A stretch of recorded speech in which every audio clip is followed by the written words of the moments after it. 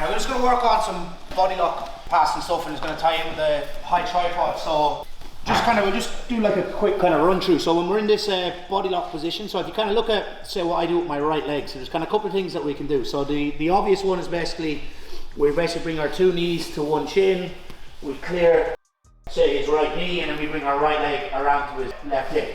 Right, so that's one thing that we can do. Another thing that we can kind of do is when we're in the body lock, so if you kind of pay attention to my right leg again, is we kind of, maybe we can't get two knees on one shin, so we just step inside for half guard pass. All right, and in the third kind of scenario, what we can do is we can leave our right leg, say in the position it kind of starts, so our right leg is kind of going to his left shin. So you can see on the first one, my right leg moved all the way around to his hip here for side control. On the second one, my right leg went through the center for half guard, and on the third one, I leave my leg where it is, and I step over and then use it for high tripod passing. All right, so basically what we're going to do is going to tie the body lock passing in with the high tripod. All right, so we're going to do like a two-part drill for the first one. The partner is in a seated position, we match them for eye level, get our hands inside, pack our neck, and then we shoot our head onto his chest here. See, my hands are inside his elbows, we flatten them out, and then I slide my knees up towards his hips here to kill his butterfly hooks. I'm going to take my knees off the floor, take a step to my right, I drag his right leg across to my right leg, we go two knees on one shin. And the goal here is to keep stepping this leg around, and if I need to use this hand to pin his knee to the floor, it's going to make it a little bit easier. My left knee connects to his right knee. Once I make contact, I look to the right side, and then we go with a hip switch, and then we replace it with our right leg, and we go for our near side underhook to flatten them out. So that's the first piece. Second piece, so you can think of this as like 1A and 1B, is same setup. So up on my toes, I drag the leg across, but this time I can't get two knees on one shin. So I'm just not able to get my right knee to his left shin. So what we do is, we step our right leg on the inside, we step again like we did in our body lock pass, we use the hand, wrist and elbow to pin the knee, my knee goes inside, change the head position, and we land with a near side underhook.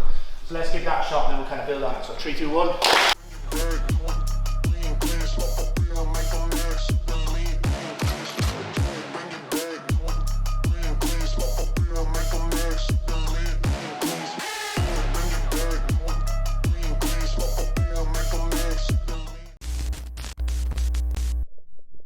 Talk about getting the underhook, say number one, and then should we use like say open or closed hands for body lock passing. A proactive approach, I should say, especially me, I'm not able to get my hands inside the way we worked because his elbows are tucked to his body. All we basically do is kind of like monitor his hands. So once you get control of his hands, you're going to give up one of the hands. You're going to go from like say top hand position to like a collar tie. And all we basically do is just go like say what, push to the side. 9 times out of 10 he's going to post. Once he posts, his elbows kind of separate from his hip, and this allows us to go into our body lock position. It's a little bit different to the original setup we did, as in like say he is an underhook and I have an underhook. But his underhook isn't really that strong because I kind of have it killed. He's only kind of going like say wrist or kind of forearm deep. If he starts to get like say his shoulder and his bicep inside, this is a little bit different, and we're kind of going into say maybe shoulder crunch defense or whatever kind of attack he's looking for. So that's the first piece. So we're going that one more time. So his elbows are really tight. Get top hand position here, and then all I'm basically going to do is bring this hand away from his head. I take a collar tie and I push to that side.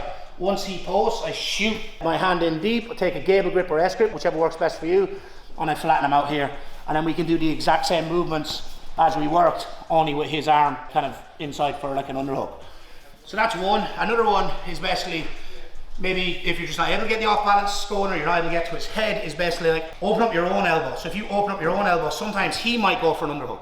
So you're kind of giving a bit to take a bit. So if he goes for the underhook, basically what you're going to do is go for your own underhook, keep your head on the opposite side of your underhook, then we go into the exact same position again. So you can see I'm starting to bring my head below his shoulders here, and I'm bringing my elbow in towards my hips. So for Mike to really use this kind of like underhook, say for shoulder crunch or whatever it might be, he wants to be on his left side here.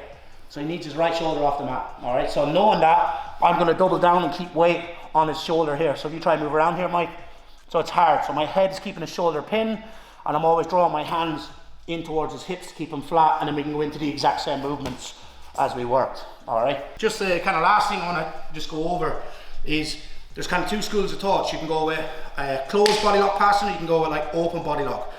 What's really important is the position of your elbow, so whether you have your hands locked or not. So if you look at, say, me here, when I lock my hands, say I'm just creating a little bit of discomfort, say, in his spine with the lock.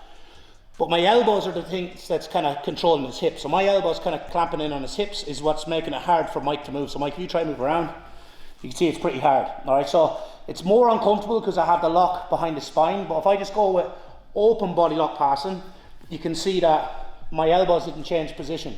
So if he tries to move around a little bit, it's my elbows that control. So when you have, depending on your body type and your arm length, like say closed body lock is going to be good, it's going to be strong, but you're going to lose the freedom to use your hands to, like say for example, push down on his knee. Maybe he's kind of framing on your head and you want to clear grips, or maybe if it goes with an off balance and you want to post. All right, so that's the advantage to having open body lock passing. If any of this stuff comes up, you can use your hands to post, you can clear grips, you can push down on his knee and so on. Whereas if he sits up and you're going with closed body lock passing, you can only really use your legs and your head. So both of them are very good. There's a time and place for both, but just kind of see which works best for you.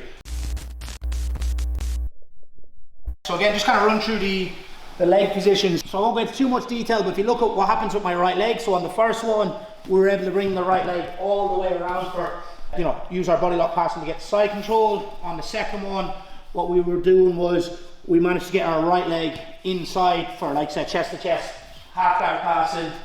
And then on this third one, we're going to use the right leg basically to step over his butterfly hook into mount using the high tripod. So when we're in this position, basically what we're looking to do is, there's kind of common theme here, and we didn't highlight it too much. But if you look on the first one, when I moved around to side control, I had a near side underhook when we finished the pass, and it stops him from building up on his right side. When I moved into half guard here, chest to chest half guard, we had a near side underhook. And then on the third one, which we'll go into more detail in a second, is we have a near side underhook passing into mount using the high tripod. So there's kind of common themes. So the near side underhook is a game changer, and if you're not using it, you should be using it to keep people flat and kind of, you know, stop them from building up and so on. So on the high tripod pass, basically what we're looking to do is we're leaving our right leg on his kind of left shin where his butterfly hook is, and what I'm doing now is I'm stepping, but I'm not looking to clear this hook. What I'm looking to do is drag his foot through the center line. And once this happens, I use the same kind of grip that we used the last time to pin his knee, and I step my knee inside. Once I get my knee inside, I shoot my hand up towards his armpit to get my near side underhook. You can see I'm slightly at an angle. What I'm going to do now is change my head position from his chest to his far shoulder here. And now I'm going to look to get kind of square with him. So you can see our spines are kind of lined up. I'm on my forehead. What I'm going to look to do now is get to the crown of my head, lift my hips nice and high, and I'm up my toes. I'm keeping his bicep, if I can, connected to his head with the near side underhook, and then I use this right hand to push his knee down where we land into mount, and we take a second underhook or a crossface if we need to. So we'll go again. So again, I'm in this body lock position, so whether it's open hands or closed hands, it doesn't really matter too much. Instead of me looking to clear my right knee from his left foot, all I'm going to basically do is drag his left leg through the center line here. All right, and I keep stepping, so I'm trying to get my foot past the line of his hip and his knee. Once this happens, I use my forearm, my wrist and my hand to pin his knee. My knee connects to his knee. I get my near side underhook. You can see I'm at an angle. I bring my head over to the far shoulder and I start to line up our spines here. I'm on my forehead. I go to the crown of my head. I'm up on my toes. My hips are high. We push this knee down. We land with double unders, or we can switch off to a crossface. All right, so 3, 2, 1.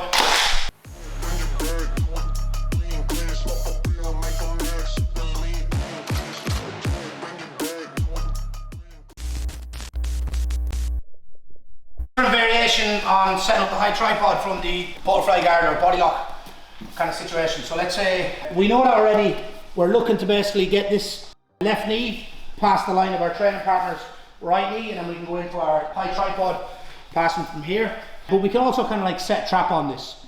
So basically what I'm looking to do is, if I can't get my knee in front, because he's just doing a really good job of kind of like using his hooks, so active hooks, I'm just going to step.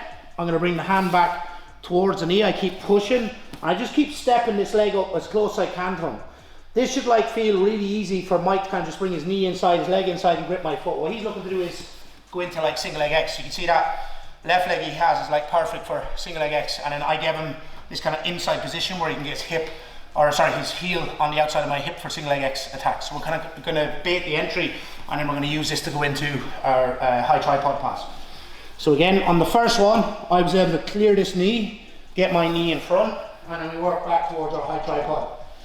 But maybe on this one, the next one, like he's being a little bit more, you know, aggressive kind of with his hooks, and I just can't beat that. So hand goes on the knee, we push this knee down, and I'm stepping, and I'm trying to get this leg as close as I can towards him.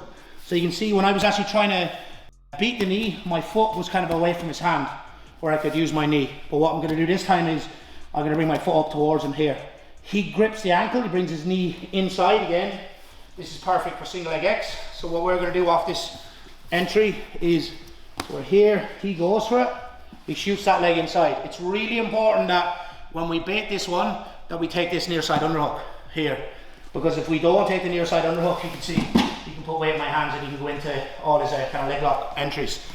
So because we're being proactive and we're kind of setting it up, if you grip the foot and then you bring your leg inside, I'm fighting to get this near side underhook, and you can see I strip his grip away from my ankle here. I'm getting his bicep connected to his head by walking my left hand up.